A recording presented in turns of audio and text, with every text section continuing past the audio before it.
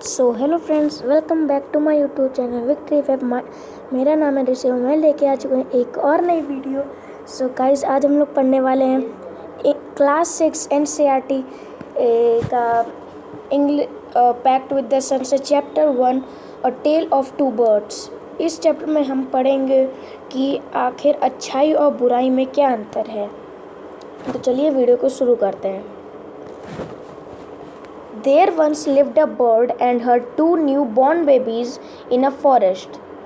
एक समय की बात है, एक चिड़िया थी और उसके दो नए नए बच्चे पैदा हुए थे। तो वो एक जंगल में अपने घोंसले में रहते थे। They had a nest in a tall shady tree and there the mother bird took care of her little ones day and night.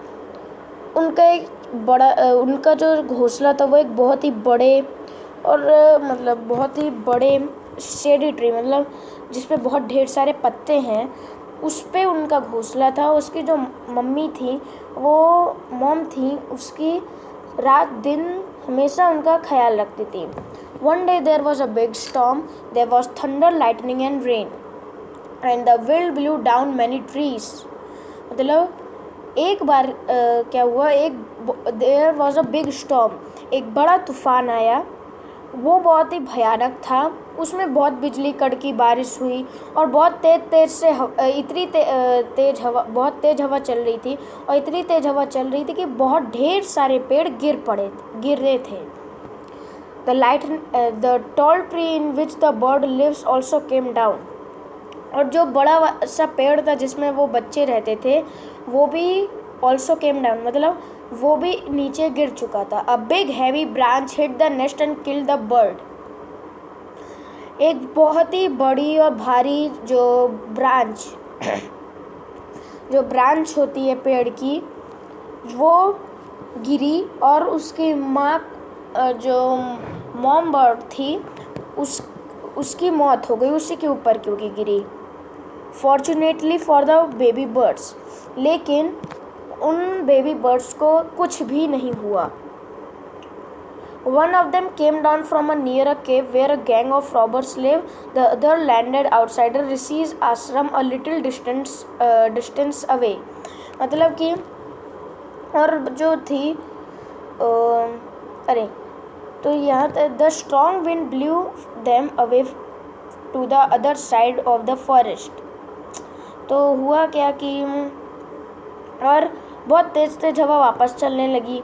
तो इतनी तेज़ हवा चली कि उनमें से जो एक बच्चा था, वो जो जंगल के दूसरी तरफ आ गया जिधर चोर रहते थे, और एक बच्चा जो था वो जंगल के दूसरी तरफ आ गया जिधर आश्रम था, उसके पास में जाके गिरा।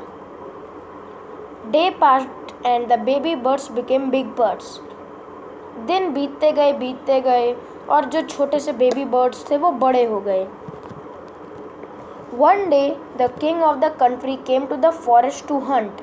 He saw a deer and rode after it.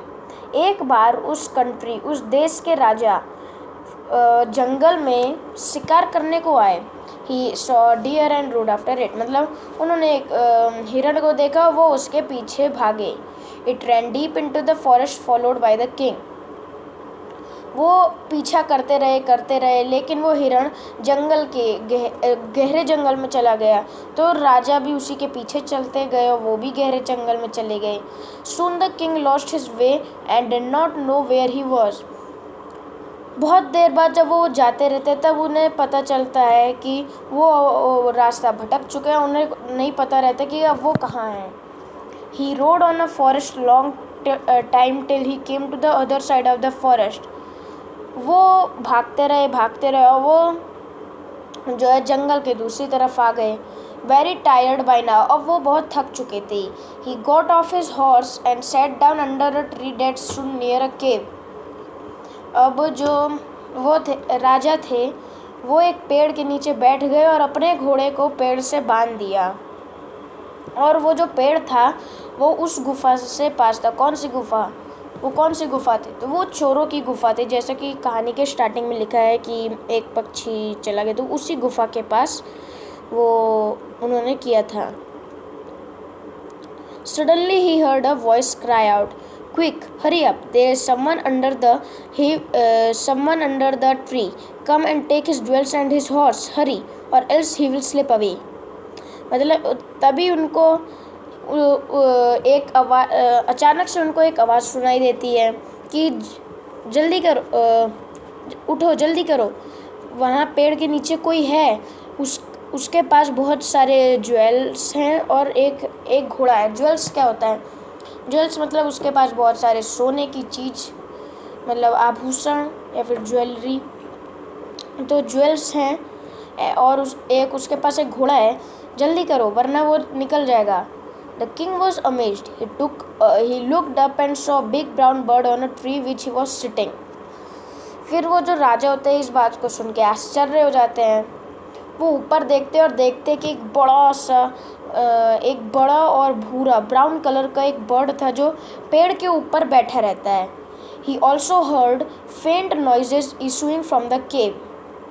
वो जो है He also heard faint noise issuing from the cave, मतलब वो ये भी देखते हैं कि वो जो आवाज़ होती है वो पूरे केव से भी आ रही होती है, मतलब उस गुफा से भी वही आवाज़ आ रही होती है।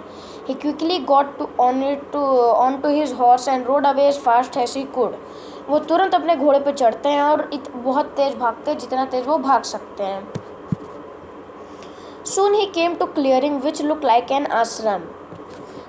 भागते भागते वो एक आश्रम के पास पहुंच जाते हैं। अब वो आश्रम भी कहानी के स्टार्टिंग में लिखा है कि एक बेबी बर्ड उसके पास आश्रम के पास चला जाता है। इट वॉज द ऋषि आश्रम, वो ऋषि का आश्रम होता है। The king tied his horse to a tree and sat down in its shade, मतलब अब जो राजा होते हैं वो अपने घोड़े को वहाँ पे बांधते हैं और वो जो है वहाँ एक छांवदार पेड़ के नीचे बैठ जाते हैं जहाँ पे छांव होती है। Suddenly he heard a gentle voice announce, अचानक से वो एक बहुत ही प्यारी सी आवाज़ सुनते हैं। Welcome to the ashram sir, please go inside and rest, the rishi will be back soon, there is some cold water in the pot, please make our self comfortable. मतलब कि क्या आवाज़ आती है? वो आवाज़ होती है कि वेलकम टू द आश्रम, आपका आश्रम में स्वागत है सर, आप कृपा कर आप आराम जाएं और अंदर आराम करें। The rishi will be back soon, there is some cold water in the pot, please make our self comfortable. मतलब जो वहाँ के ऋषि थे उन्होंने कहा कि वो जो उसने कहा कि ऋषि जल्दी ही आएंगे। There is some cold water in the pot, अंदर मटके में थोड़ा सा ठंडा पानी है। Please make our self comfortable, मतलब कि अपने आप को आराम दें।